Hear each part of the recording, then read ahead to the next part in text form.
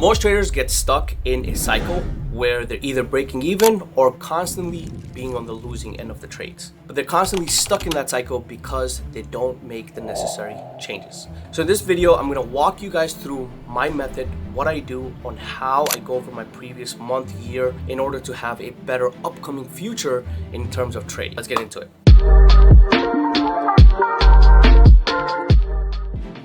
So if you want this upcoming month to be different, the quarter or the year to be different than the previous year, here are a few things that you want to be focusing on. First and foremost, the most important thing is going to be the mistakes you made. Pull up your trades and focus on what were the mistakes that you made on that previous month, day, year, quarter, whatever it is that you're trying to focus on. I'll give you guys an example. And this is something I do as well. And I do this self-reflection pretty much every single day because this is the only way you can adapt to the market. If you're not constantly understanding what's happening in the market, what's working versus what's not working, you're not going to be able to find that consistency.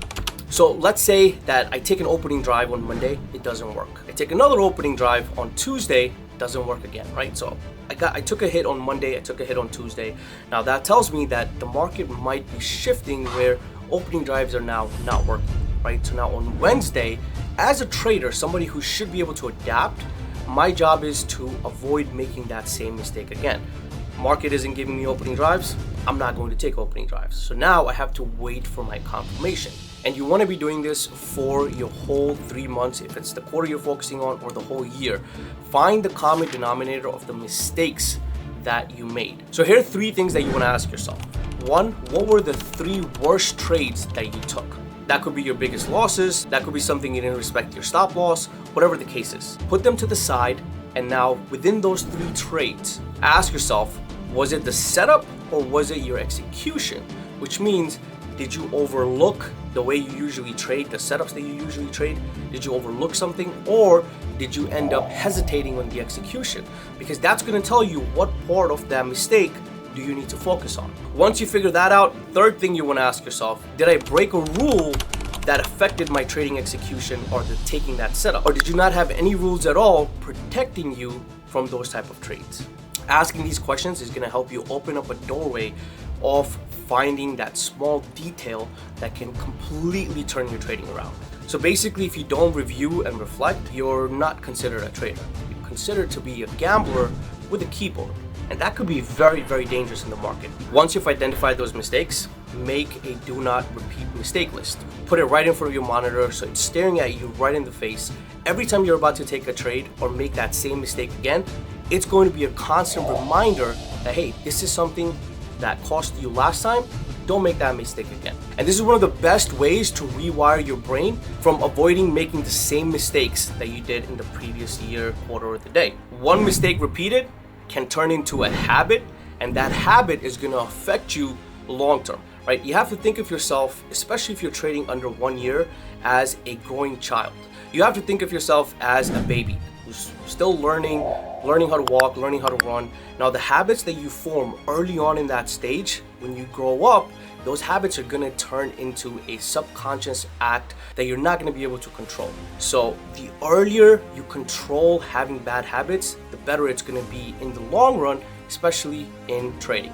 The second thing you want to focus on is, what were your strengths in trade? What were the setups? What type of trades? So just like how we looked for 3 of the worst trades, here now we're going to look at the 3 of the best trades, right? And within those 3 best trades, we're going to look for confirmations that give us a reason as to why you took those trades. So what worked last month? What gave you the confidence to take the trade? What was your trigger to enter? What was your consistency? And where do you shine, right? Where do you have that small edge over a lot of other traders? Maybe your strength is not taking opening drives, but waiting for opening range setups, that's your strength. Maybe waiting for reversals once a stock has reached the peak point for a reversal, maybe that's your strength. Or you read price action better than others. This is going to help you understand what days to focus on versus what days to sit out of the market. So in the coming months, focus on what's been working for you in the last couple months, even if it's been 2 trades out of the 10 trades that you've taken. Those 2 trades can give you so much information as to what type of a trader you are. And when you do self-reflection like this, you will realize that we get influenced very easily by other people on social media because our mind connects to the profits that they've made, not really the education that they're providing. So if you see somebody who made $30,000, right away going to connect with what was their strategy. Now that strategy might not work for me, but just because I'm connected so strongly with that profit factor, I'm going to be constantly focusing on, all right, let me start adding these indicators. And when you focus on your winning setups, it'll help you take that noise off, and you'll be able to disconnect with a lot of other people, because not every single strategy that's working for other people is going to work for you. Remember, trading is not about doing everything. It's not about adding multiple indicators. It's about finding that one thing that works for you and being able to repeat it over and over and over again. And that's going to be different for every single trader out there. And that's going to help you find your edge. By the way, I made a video on this last week. If you guys want to go check that out, I'll post the link in the bio so you guys can check that video out as well. And the last thing, and this is something that if I could go back in time and give myself advice 10 years ago, this is the one thing that I would tell myself. Focus on your stop loss and your loss control. So what does that mean? If you give any trader out there a piece of paper and you tell them before the market opens, hey, write down how much profit you're going to generate by the end of today. Not a single trader will be able to write down the exact number, right? Me personally, if you ask me right before the market opens, how much money you're going to make today, I have no idea. Do I have a goal? No, I don't even go in the market with the mindset of having a goal. But there is one thing that I'm pretty sure every successful trader out there can tell you before the market bell rings. How much money are you going to lose today? Because every single person who is successful has a certain rule that if they lose a certain percentage, or if they have this many red trades, they end their trading day. But new traders, they don't do that. They have a $5,000 account. They go into the market. They don't have a stop loss. They have zero control over their losses. They're constantly taking trades until they either blow their account completely or they're not able to take trades because of broker restrictions. So we can't control how much money we make in the market, right? If you keep trading and the market is giving you good setups, you'll keep generating income.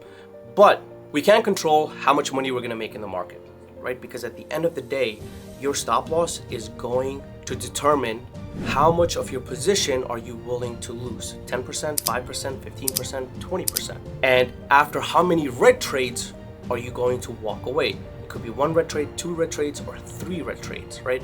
This is something that is completely in your hands. It's in your control. And the faster and quicker you realize, hey, the market is not in my favor, I'm not in the right mindset, I need to take a step back, the smaller the losses you'll have, and your profits at this point will start to rack up against those losses.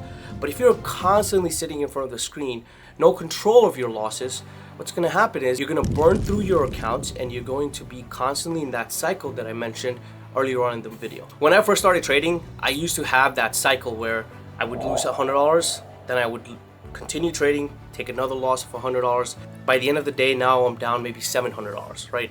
And at that point, and I'm pretty sure you guys go through this also, I'm thinking, why didn't I just walk away after taking that second loss? Why didn't I just take 200 loss? Because now I have to dig myself out the next day with a $700 or $900 loss where I could have just walked away with $200 loss.